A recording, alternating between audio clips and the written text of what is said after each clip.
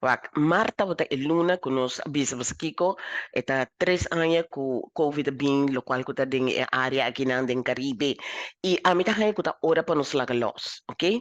E ta verdad nos tinku reinventar nos mes. Wo, hobby importante, no? Pues hobby gente bisa o pata positivo, pero nanta quiere que ta un moda, eta un estilo, no. E cosa que nanta hobby a mitad ya mele hobby serio.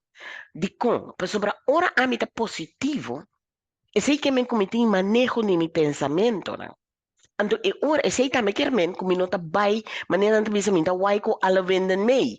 Mita começa a pensar e analisar mi mes, ok, kiko ta lo cual ko de verdad mi mester contribuir na mi vida, na mi ambiente, na gente na ronde mi. Ora bota saudável, no? Ta pa sobra bo pensamento não tá saudável. Saluta começar com bo pensamento. Awo, kiko te tricky. É tricky tá com a mim quer pensa positivo para mim só. A renda não te realiza com meu cérebro, ok? Tá trabalhando de maneira aqui. Ora com a mim tá esse pensamento não positivo para um outro rende, eigenlijk a mim tá reforçando o pensamento positivo para mim mesmo.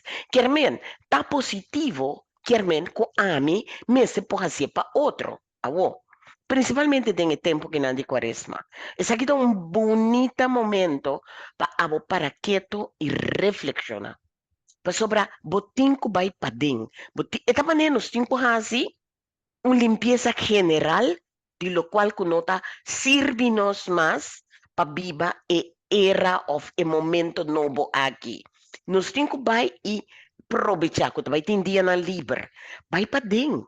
Basta, hasi limpi lo cual ba'y bo creencia nang. Chak bo creencia nang. Kiko ta lo cual conota servimi más. Kiko ta lo cual ma quiere del pasado, pero ko agora aqui eta estorbami e não te ayudami más.